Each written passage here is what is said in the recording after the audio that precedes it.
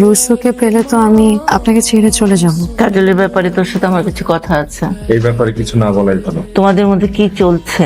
আশেপাশে মানুষ হিসেবে কি আমরা কিছুই জানি না? দুইজন দুই ঘরে কেন ঘুমাস? আমাদের ব্যক্তিগত ব্যাপার না। এটা ব্যক্তিগত ব্যাপার, পারিবারিক ব্যাপারও। আমার ছেলের সংসারে অশান্তি হচ্ছে, এটা মা হিসেবে আমার জন্য উদ্বেগের। তোমাকে হুট করে বললি হঠাৎ বিয়ে করতে হচ্ছে, ঠিক আছে আমি মানলাম, কিন্তু কেন হঠাৎ বিয়ে করতে হলো সে ব্যাপারে তো কিছুই জানলাম না। আমাদের বিয়ের আগে কাজলের একটা ছেলের সাথে সম্পর্ক ছিল, সেটা ভেঙে যাওয়ার পর ও ডিপ্রেশনে চলে যায়। আমি মনে করেছিলাম আমাদের বিয়ের পর ও ঠিক হয়ে যাবে, কিন্তু না। এখন তুমি যদি তোমার জায়গা থেকে সময় দিতে না চাও বা দিতে না পারো, তাহলে আমরা অন্য জায়গায় চলে যাবো। আমি বরং এখান থেকে চলে যাই, তাহলে আপনার সব সমস্যার সমাধান হয়ে যাবে। আমার আর মার সব কনভারসেশন শুনছো, তাহলে এটা শোনো না আমি মাকে লাস্টে কি বলেছি? হ্যাঁ শুনছি। আপনি কেন বারবার আমার জন্য মিথ্যা কথা বলবেন? প্রথমে আপনি আমার মাকে মিথ্যা কথা বলছেন, তারপর আপনি আপনার মাকে মিথ্যা কথা বলছেন। আচ্ছা, যে সংসারটা টিকবেই না সেই সংসারটা টিকানোর জন্য আপনি বারবার কেন মিথ্যা কথা বলবেন? সত্যিটা বললেই পারেন যে বিয়ের দিন আমার জামাই আসে নাই, আপনি আপনার ভালোবাসার তাগিদে আমাকে বিয়ে করে ফেলছেন। এখন আপনি না পারতেছেন কিছু বলতে, না পারতেছেন কিছু সহ্য করতে। আমি কিছু বলি না কারণ আমার বলার সে অধিকারটা নাই। সেটাই তো, আমি তো কখনো আপনাকে কোনো কিছুর অধিকার দেই নাই, তাহলে আপনি সেই অধিকার চাওয়ার জন্য কেন বারবার চেষ্টা করছেন? কারণ আমি তোমাকে ভালোবাসি। উফ, এত ভালোবাসা কোথায় পান আপনি?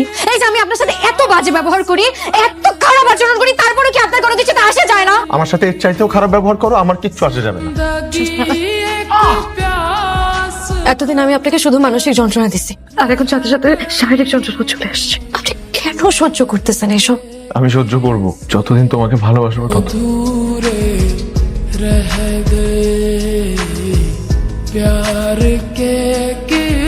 আপনি আমাকে এত ভালোবাসেন কেন?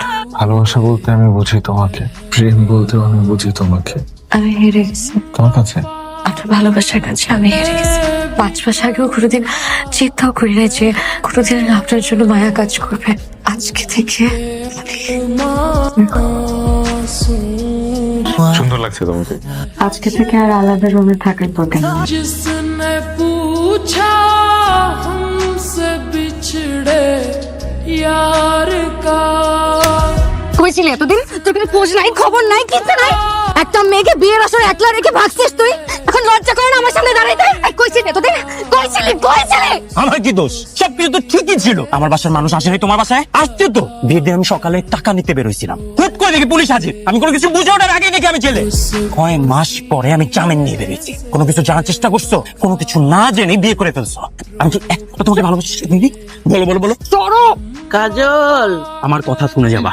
আমি আসবো তোমার সাথে আমার দেখা করতে। কথা শুনে যাও। একদম কোনো সিন ক্রিয়েট করবে না এখানে। না না বলছি পরে কথা বলবো। মাথায় ঢুকে না কথা। 1 মিনিট শুনো।